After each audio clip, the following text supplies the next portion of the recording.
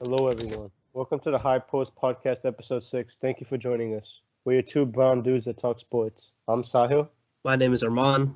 and we're really sorry we've had a long delay of posting episodes. It's been over a month, I believe, of a hiatus, and there was really nothing to talk about, so we really didn't feel like making episodes. But we're back, and we will be posting more content now that playoff time is coming, so you guys have our word. We will not keep you under the dark about episodes. We will be posting more. You have our word. All right. And so, did you catch that Duke game yesterday? Oh man, dude, that's. I mean, a lot of people were saying that if Duke were to get upsetted, Michigan State would be the team.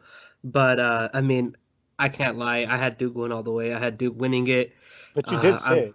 You did Yeah, say yeah, I did say that as well. And then the other thing to notice is, as far as Duke went, it's not like it was a breeze for Duke. Anyways, they had tough games with UCF.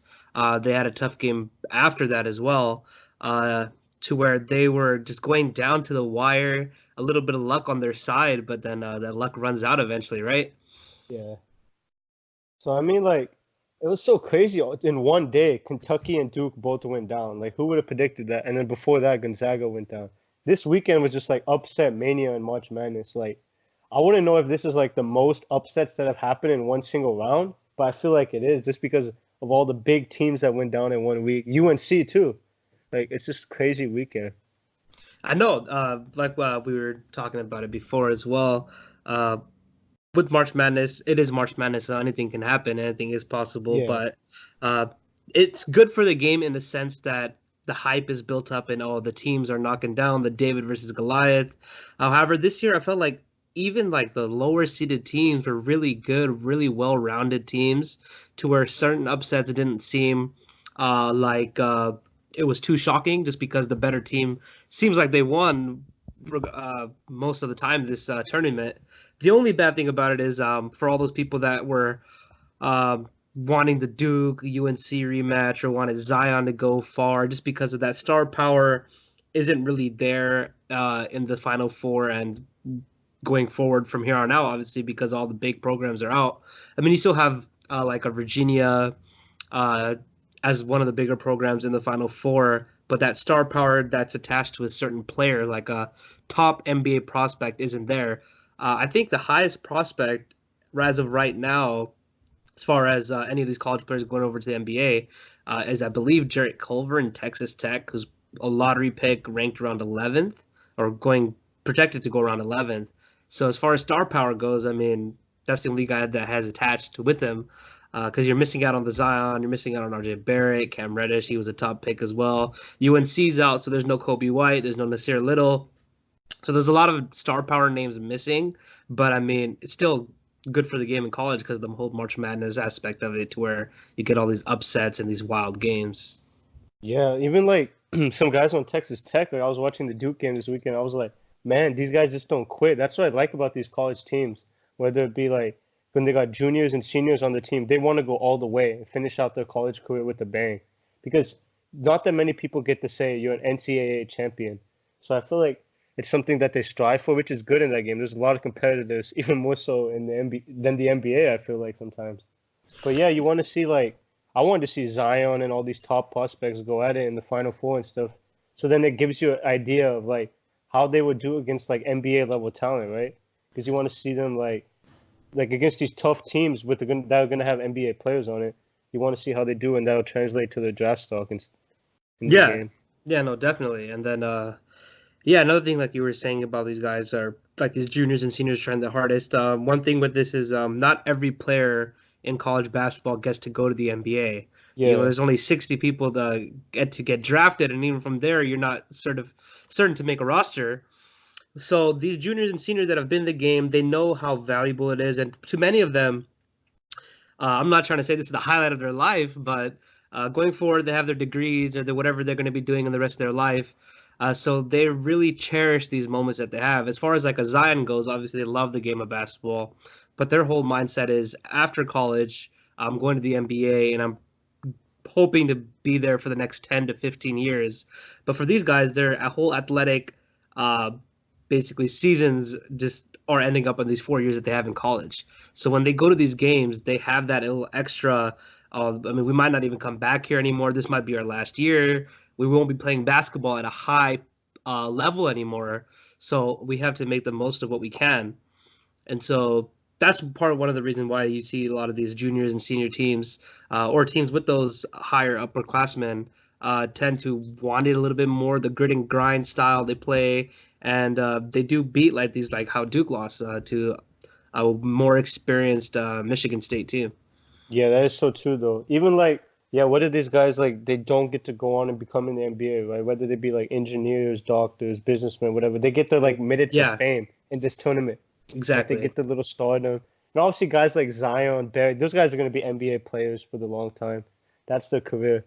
But like now going into that, so like with these guys, Zion, Barry, John Morant that we saw in the tournament, which one excites you the most? But before that, I want to get your take on this. So I've been hearing theories that like Zion might stay another year in college just to not go to the Knicks. Like he That just would be that's a wild theory actually. I mean, as far as so one thing I have about or my opinion in is on if players should stay. As a player, obviously, when you're projected as high as Zion is as of right now, he is the consensus one. oh yeah. Uh, if staying another year obviously may help his game, but it'll only hurt his draft stock. There's nowhere higher you can get from the number one pick, right? And Yeah. so, if anything were to happen to Zion, we saw his injury bust out that shoe, insane.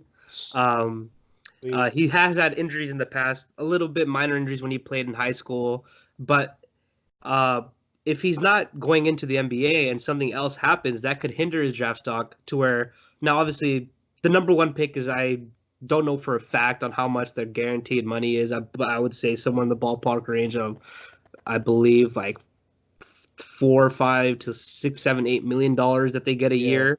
So there's a drastic dip from the number one pick to the two pick to the three pick. Obviously, wherever you're selected in the draft, you get more money. The number one pick obviously has the whole you're the number one pick, you get more money.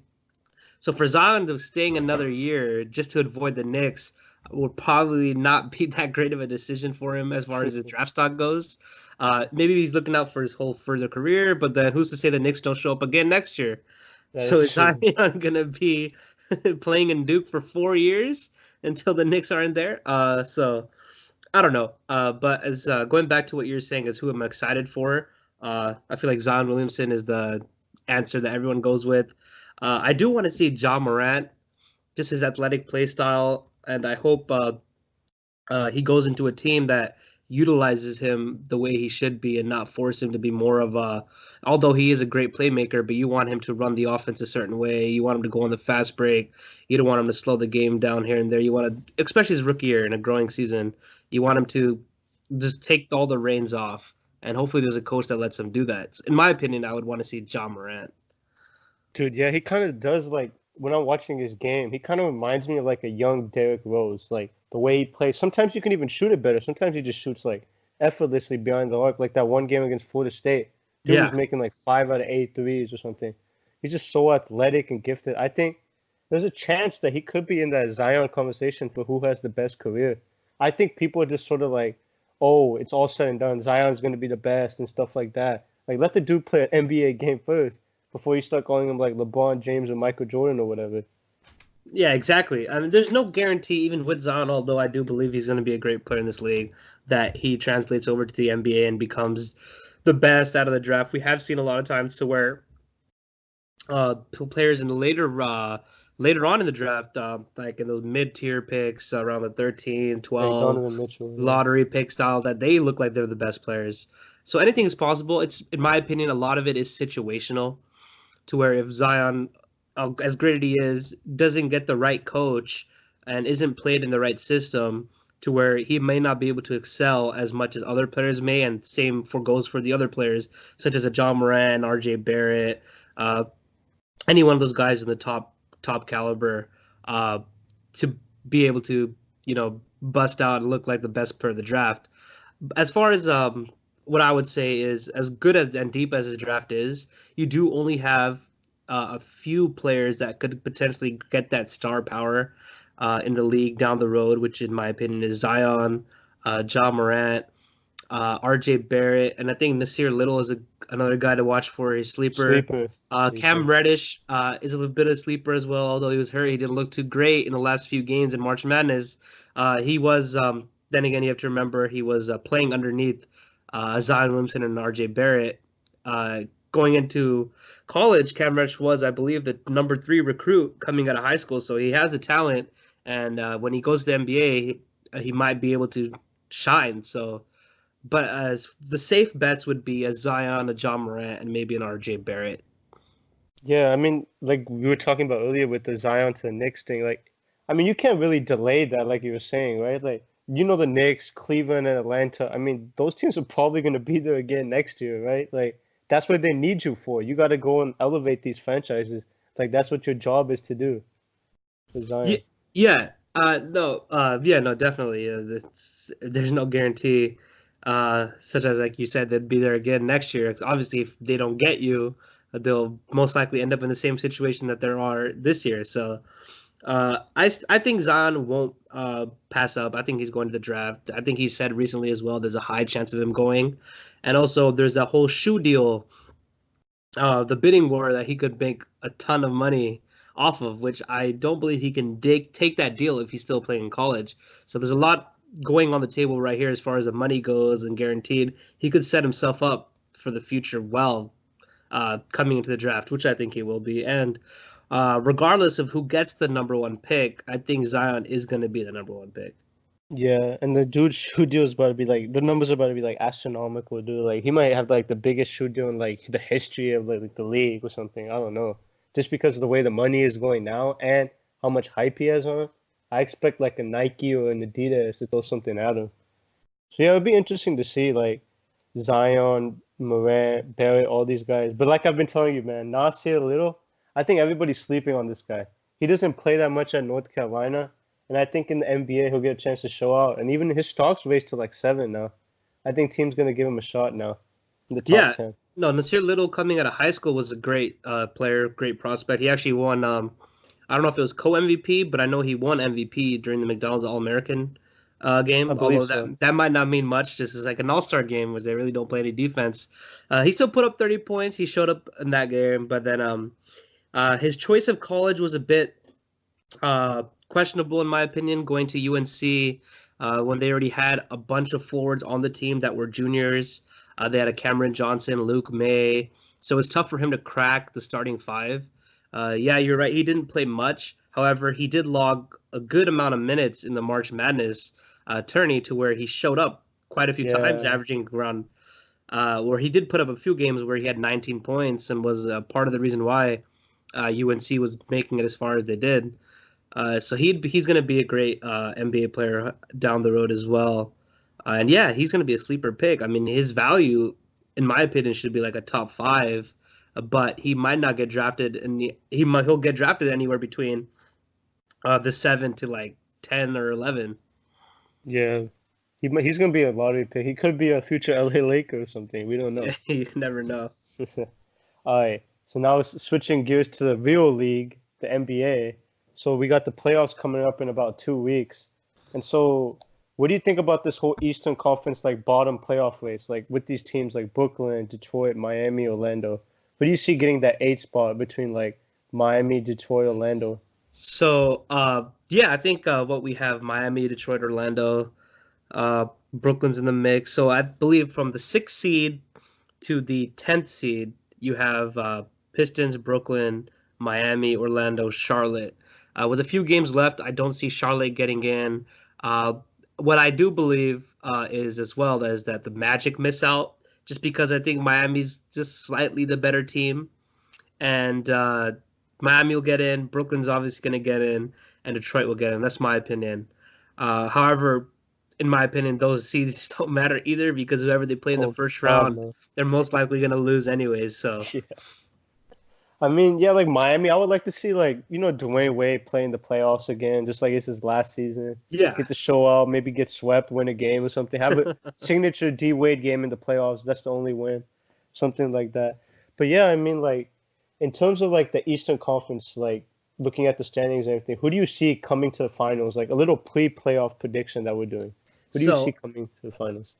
in my opinion, or what I would think coming out of the East is the Toronto Raptors. Is still Ooh, my team to come out from the East.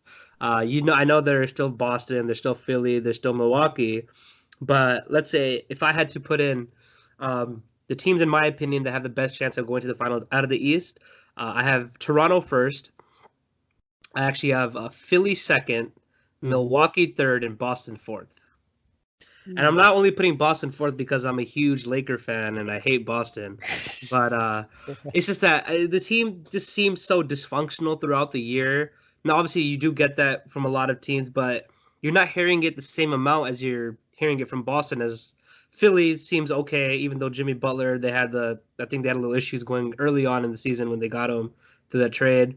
You're not hearing anything out of Milwaukee's camp or anything out of Toronto. You hear most of it coming out of Boston, where teammates aren't gelling right. Kyrie's questioning the young players' work ethic or their attitude toward the game. And now it could all be just a facade to where they want everybody in the East to be like, oh, Boston's all messed up and they don't have any team chemistry to where they show up in the playoffs gelling and all and clicking in all cylinders. But the vibe I'm getting from them is that it doesn't look like they'll make the NBA Finals, in my opinion. Dude, like with Toronto, I mean, the only bright spot is Thanos is not gone, right? He's gone to the West. So I Oh mean, yeah. he's not there anymore to to ruin their dreams and aspirations. But yeah, so like I think Toronto obviously has a great chance. Adding Kawhi this year is a drastic upgrade over DeMar DeRozan and things in the past. And I feel like Kyle Lowry, man, he has to show out this year, dude. All these memes about him every year. I feel like he has to get to the guy at one point. And there's no LeBron, so he doesn't have to be scared this year. No Kyrie. Like he went up against Kyrie in Cleveland and stuff. But like there's well, he's gonna have to play Kyrie in Boston. But like I mean like there's not sort of like I think he has to show out this playoffs. This is huge for him. Like just I because know. like Yeah, you normally have to. Kyle Lowry's a guy, you know how they say you turn on the switch when you go to the playoffs. It seems like he turns it Off off. the switch. Yeah. Yeah, but no, I get what you're saying. Yeah, no, but I still think even though as great as Giannis is playing, Giannis, in my opinion, is still the best player in the East. But Toronto has the second best player in the East in Kawhi Leonard. He Hmm. might not be talked about as much as the rest of the guys just because of how great everyone else is playing. But when it comes to playoff time, of all those teams outside of Boston and Kyrie Irving, as far as a star player with playoff experience goes, Kawhi Leonard's the next guy. Yeah. Kawhi Leonard has a ring as well. He's won Finals MVP, and he played against LeBron when he was with San Antonio. He learned from Greg Popovich, from Tim Duncan, Manu Ginobili, Tony Parker. He's learned from those guys, and now his time hit to lead the team in the East. And I mean, yeah, it helps when there's no LeBron, especially for the Toronto Raptors, like you were saying. So that's my reason why I picked them. I still think they have the better squad over Milwaukee. The thing with Philly is I feel like Philly's starting five, or not starting five, but the five players they can put out on the court in Ben Simmons, JJ Redick, Jimmy Butler, Tobias Harris, and Joel Embiid is the biggest threat to come out against any other team in the East. But I still feel like with Kawhi Leonard, you have Kyle Lowry. You have, in my opinion, who's a guy that could win Most Improved Player in Pascal Siakam, and they're an Yeah. overall deep team. Ibaka's playing well, and Marcus All obviously is Marcus All. You know what you're getting with that guy. So I feel like that's the reason why I have Toronto over everybody else outside the East. Who do you have? So like you make very good points. Like if you're looking at the team roster, Toronto and Philly absolutely probably have the two best rosters in the Eastern Conference, just based on all the talent they have on paper. But I'm going with the third best player in the Eastern Conference, in Kyrie Irving and the Boston Celtics. Oh wow. Yes, I think that the Celtics have been struggling. That's to say it lightly this year. But I just think that Kyrie Irving playing alongside LeBron James all these years and turning it on in the playoffs, like those Cleveland teams used to do, like they were all dysfunctional as well. Second seed in the East. But I mean, guess you could say like we knew they were gonna make it. But I just feel like Kyrie Irving and the Celtics are gonna turn it on. And even last year, like nobody expected them to get to the East Finals and have a chance to make it to the finals last year, and they did that. I just think Jason Tatum is gonna step up even more. Jaylen Brown should have a good series, and Gordon Hayward will redeem himself. First playoff since his injury. So I just think that yeah, I think the Boston Celtics will be going to the finals. I just think Kyrie Irving is going to have a huge series, and I still think he'll probably end up staying in Boston as a result of them going to the finals. Yeah, no, if Boston somehow does manage, I can see Kyrie staying. Um, what is your take on the Milwaukee Bucks, though? One thing with them is Ooh. obviously they're the best team in the East regular season wise. They have been bit a little bit by the injury bug with Malcolm Brogdon going down. And one thing with Giannis is this year, even if he gets MVP or not, this is the year where he starts, in my opinion, he starts getting judged now. He's gone through a few seasons already where they haven't done much in the playoffs, although he might do his thing. However, if the Milwaukee Bucks don't get, in my opinion, to the Eastern Conference Finals, let alone the NBA Finals, they'll start holding Giannis accountable a lot more now since he's now up there as one of the upper echelon players in the NBA. Yeah, like he's 24, 25 now, entering his prime, right? Like this is the time now for the Bucks, like, and especially this year, like this golden opportunity for them to get to the finals. But then going on the Bucks, like you were saying, I know what I'm getting in Giannis. I expect him to kill it this playoffs, probably average 30 plus. Yeah. But it's those other guys, man, like Chris Middleton, Eric Bledsoe, Brook Lopez, who's been in the league a long time, has not played a single playoff game. So I don't know what I'm gonna get with these guys, just because, like, yeah, Budenholzer is a good coach and all, but his team did get swept by Yeah. LeBron 4-0. And I know it's LeBron, but I mean that's still a hit on your team. You won 60 games and you got swept. Like, I just think like I don't know if they have it the personnel wise to make it far in the playoffs this year. Yeah, that's the same reason why. I mean, I still have them, in my opinion, a little bit over Boston, just because you got to give the benefit of the doubt to Giannis as being the best player in the East, if not the best player in the NBA, if you can put him in that category right now. Um, but moving on over to the Western Conference, seating wise, that's all wrapped up. We already know that. Lakers are officially out and have been out for a No, long there's still time a now. chance. um, who do you think out of the Western Conference, like we did our top four coming out of the East? What are your top teams to come out? And obviously, we know the Warriors. In my opinion, the Warriors are going to go, and you might feel the same way as well. But like, Yeah. give some light to the other teams as well in the West. Okay, so top four teams in the West, not based on seeding, but in my opinion, the top four teams in the West in terms of threat to, let's just say top four teams in the West playoff time. I think Golden State, Yep. Houston, Hmm. and then I'll probably go with Oklahoma City and Portland. Oh wow, I'll, yeah. I'll go with those four. The only thing with Oklahoma City is if they somehow end up matching up with the Golden State Warriors in the first Yeah, round, they're yeah. automatically out. That is tough. uh, That might be unfortunate because I think if they get number eight, they're obviously going to get out by the Warriors. But I think they could give them a tough series, man, like a no, six, definitely. 7 game I do series. think so. I think so. Westbrook is always like, just when it's playoff time, he's always in this aggressive state. He's trying to win every game. He'll do his part.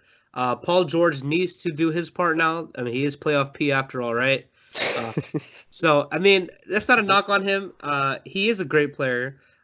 However, there have been times where he hasn't been too great in the playoffs, like the elimination game against Utah where he didn't do too Oh yeah, well. shoot. Although, I mean, I think that the 3-point attempt that he did at the end should have been a foul, but there's still no excuse when you put up around 6 or 9 points, whatever he had in that game, Yeah, in a game that you must need and you needed to win. And he needs to step it up as well because he doesn't want his move to OKC to be known as just a first round every year exit. So far, that's what it's going to be looking like if they somehow match up with the Warriors again this year. But I still do think that they'll give them a good series. I can see 6 games. I wouldn't be surprised if somehow uh, the Thunder take it to 7 just because they do have the players on the roster to do so. But even if it goes to 6, I think the Warriors still take it a little bit easily. If I'm the Thunder or any other team in the West in the lower end, what I want to do is match up with Denver. yeah, Reason absolutely. why I say that is I think as great as Denver has been playing right now, I don't see them going far. I actually see them being upsetted in the first round. Uh, the only team that I do see Denver beating if they match up with is the Clippers. However, if they have to meet with Utah, San Antonio, or an Oklahoma City Thunder, uh, I don't see Denver making it out of the first round. Yeah, I think Denver's obviously like one of those teams that like we don't know what we're getting with them as well. Kind of like a Milwaukee, because Jokic has never played a playoff game, and I don't really think he's a superstar. He's a great player, obviously, but in playoffs time, you need superstars, iso ball sometimes take over the games at the end and win. But yeah, I think Denver definitely giving the right matchup for them in the first round. Like say OKC gets them or San Antonio gets them, they could definitely be upset because those teams got playoff experience, and I think they could beat the Nuggets obviously. But yeah, going on threats to the Warriors, I feel like the Warriors will make it to the finals, but I think this might be the toughest road this year because I feel like when you're a dynasty and you're going for that 3P, as we've seen, whether it be MJ's Bulls, Kobe and Shaq's Lakers, LeBron's Heat, three-peating is very tough, man. It's not easy, especially like all the dynamic that goes on around your locker room and everything. Because like, yeah, you love these guys that you're playing with, but you start to get tired of them a little bit, man. After 2-3 years, you're like, man, I want to go prove it myself. That I'm the main guy, I'm the alpha, right? So I feel like they could definitely be challenged this year, but then ultimately, you have 5 All-Stars, you got all the Infinity Stones. They're gonna go to the finals. Yeah, no. As far as you said, as their path this year, if they do end up meeting Oklahoma City in the first round, this will be one of the hardest paths. You'll have to go through OKC in the first round, and then most likely in the second round, you might have to see another team outside of like I would say maybe a Utah, depending on what the seeding is. But you'll have to go through an OKC, and they'll have to eventually go through the Houston Rockets to get to the NBA Finals. And then once you get there, depending on who they play, I still do think that the Warriors win, regardless of whoever's in their path. Just because, like you said, 1 through 5. I mean, you have Steph Curry, you have Klay Thompson, Kevin Durant, you got Draymond Green, you have DeMarcus Cousins, and this is going to be his first time playing in the playoffs as well, which is kind of crazy too. Yeah, that's insane. But like, what do you call it? Go ahead. Yeah, no, go ahead. All right, sure. So when we're looking at like biggest threats to the Warriors, right? Who do you say is like the biggest threat to Warriors? Because I'm still going to say it's the Rockets. I think James Harden can explode for 50, 60 in the playoff game. And I think they could push it to 6 or 7. But like, other than that, I don't really think the Warriors have any competition in the West. Like, they'll get pushed, but like, there's no real threat of them being beat besides Houston. Yeah, same. Houston is the only team, in my opinion. I mean, like we were mentioning before, or we were talking about it off podcast, most likely. Houston was a Chris Paul away from who knows what happening to get into the NBA Finals last year. But outside of Houston, I don't see any other team. There is a sneaky team in the Jazz, for some odd reason, always give Golden State a tough time. Whether it's the home crowd in Utah or whatnot, but there isn't another team that's really, deep enough or as great as the Warriors are. But I mean, we have seen crazy things happen. I believe going back, Magic Johnson's Lakers have been knocked out by the 8-seeded Denver Nuggets, whose best player was a Dikembe Mutombo or something like that. I mean, upsets do happen, but I mean, with the Warriors, I don't see it. I don't see anything possible for them to be out. Yeah, I don't think so either. I just think you have a super team, right? They have to win titles. Like, you put this team together, you got to win it every year. And like, other than Houston, I don't really see anybody else beating them. It'll be the toughest road. Even like when they say like they get to the finals, right? So you had the Raptors, I had the Celtics. I don't even think those teams could hold a candle. Maybe actually the Raptors could actually be a little bit tougher matchup for the Warriors if the Raptors make it to the finals, just because you got Kawhi, you got more size with Pascal and Marc Gasol. I feel like that would be a tougher team for them to face up with. But then ultimately, the outcome, Warriors are going to win the title. Yeah, an interesting finals would be just off the best players off on the court. If you had like the Philadelphia 76ers with their Ben Simmons, Joel Embiid, Jimmy Butler, Tobias Harris, just all-star caliber players all on the court at the same time, it'd be very interesting to see. But yeah, regardless of who comes out of the East, I don't see them beating the Warriors. No, definitely not. And do you say, like, last topic before we talk about the Warriors and stuff, but like, do you see anybody on the Warriors like leaving this year based on any outcome, whether you win or you lose? Like, what do you think happens with that? I think Kevin Durant is I think he's leaving. A player that I would say 100% is leaving would be DeMarcus Cousins. I just don't even think the Warriors are able to keep him. That's one main reason why. But I think Kevin Durant, regardless of winning a championship or not, I think he's proven to everybody else or whatever it is that he wanted to do going to the Warriors that he can win championships and he can lead the team being the best player. He's done it. He'll win again, most likely.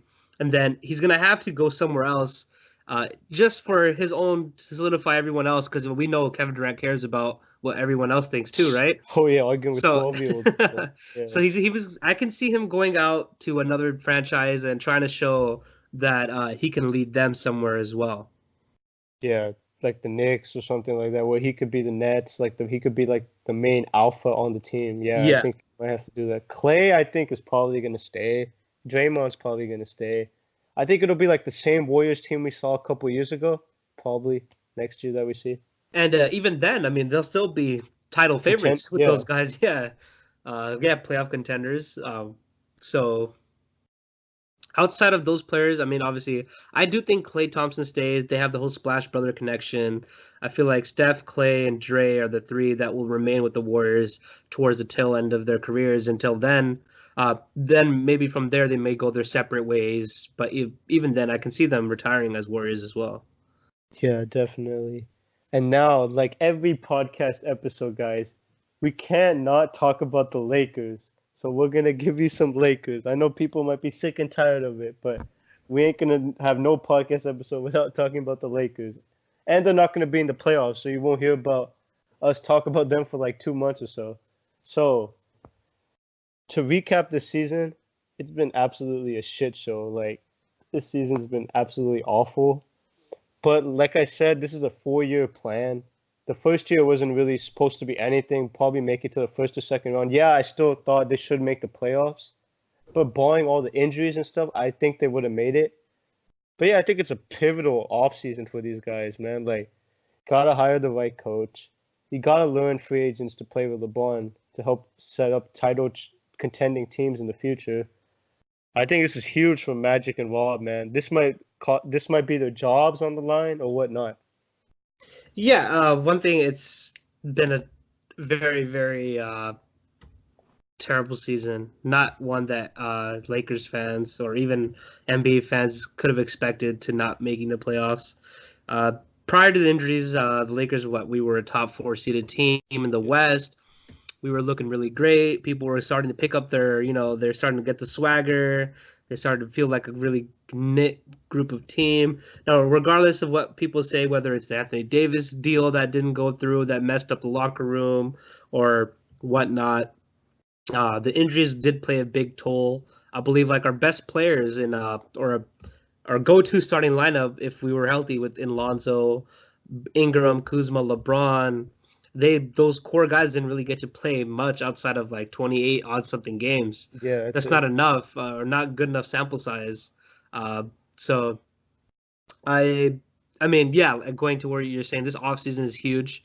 If they don't land anybody, uh, expectations are going to be still there as far as getting to the playoffs. And if we don't make it, obviously, it's not going to look great. Oh yeah, they have to make the playoffs. I don't care what team they have next year. That's They'll the thing. probably Yeah. make it, but then again, man, like we need a superstar just to get like sort of that LA like as a championship contender. They're back there again. So like out of all these superstar free agents, like we talked about some of them earlier, who would you like to see in a purple I and gold mean, next year? the dream is always a KD, a Kawhi Leonard, a Kyrie, or something like that.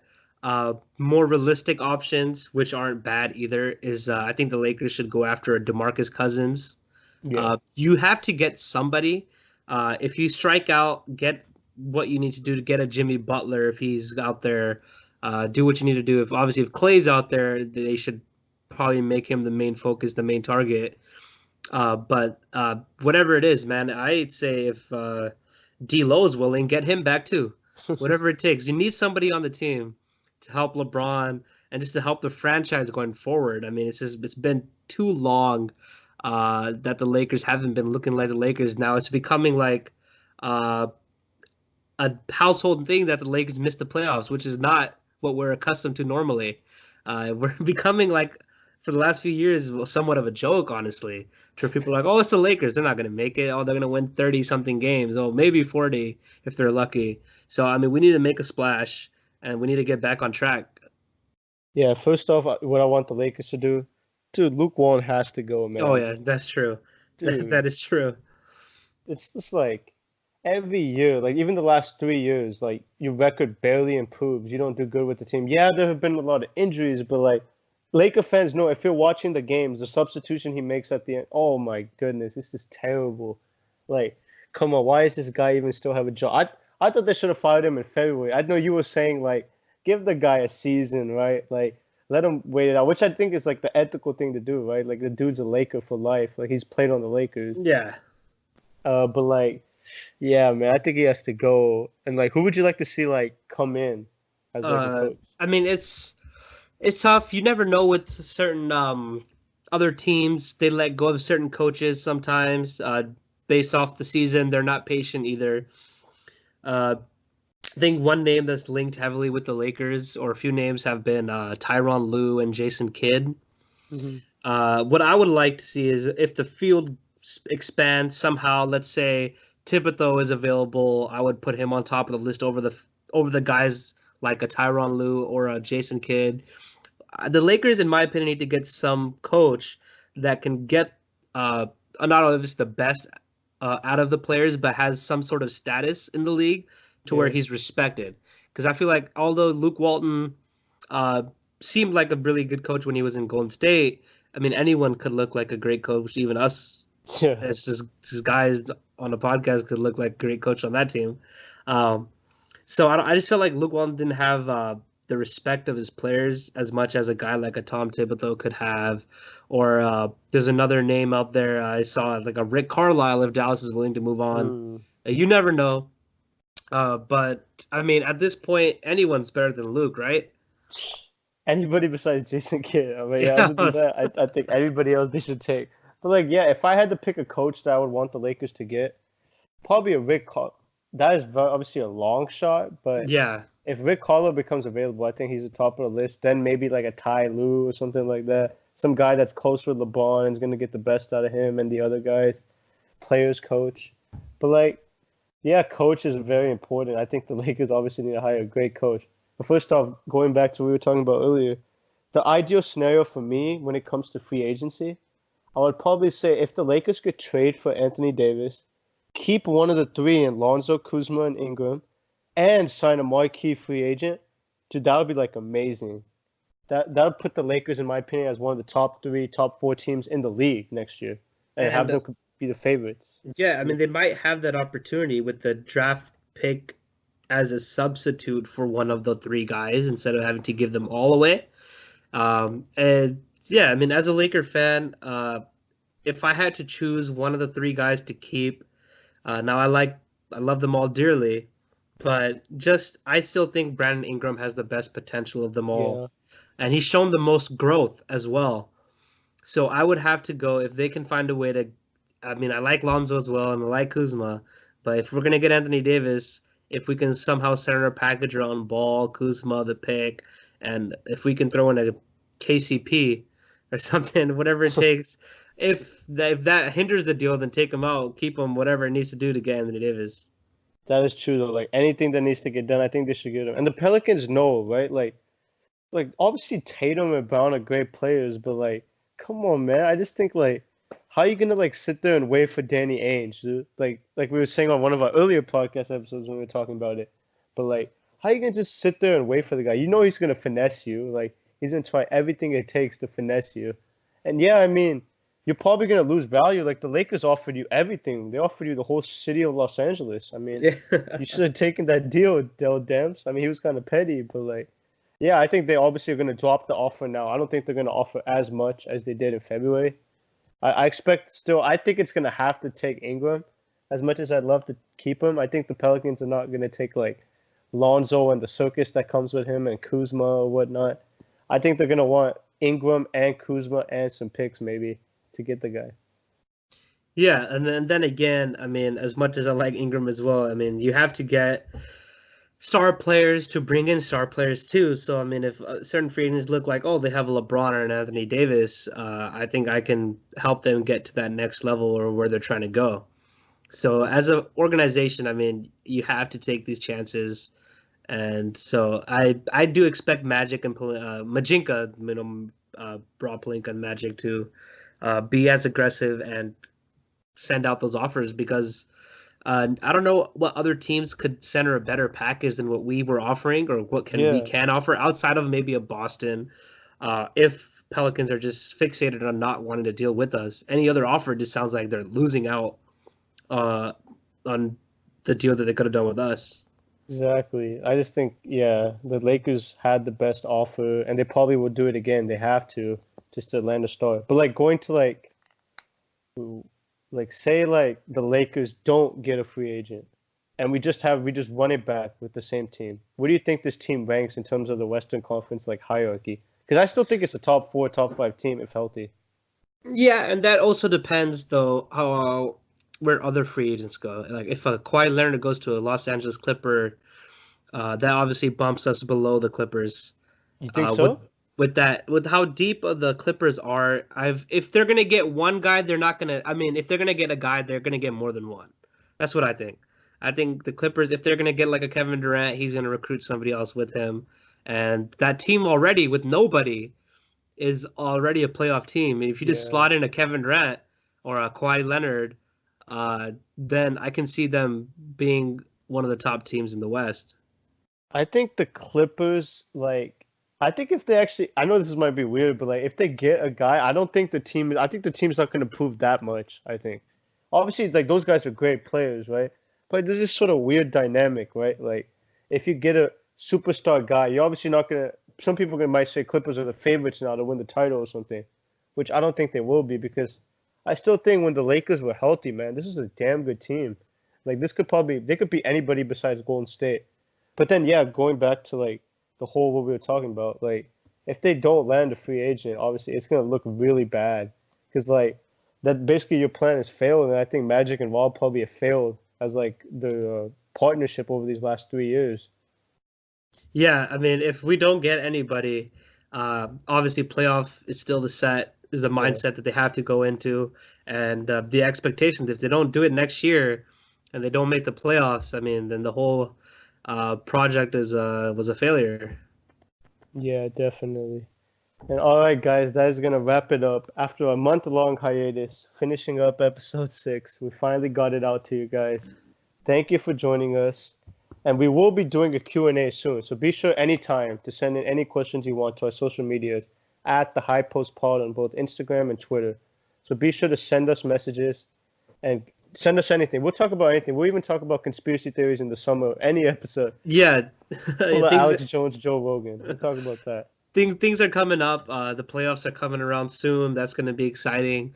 We'll be more frequent during the playoffs, giving we'll do probably most likely a pre-playoff our predictions on the matchups, the series, and then we'll progress as the playoff progresses as well. So I mean, this is it's a good time right now. Although the Lakers are not out, although the Lakers are out, Oh, I was gonna say but there's still a chance. no, and it's just a good time for just being a basketball fan in general because the playoffs is always fun to watch regardless of whatever happens. Oh yeah, look out for us to break down each matchup individually. First round, second round, Western Conference, Eastern Conference Final, NBA Finals. We'll be doing that. And other than that, thank you for joining us. High Post Pod. We'll see you next episode.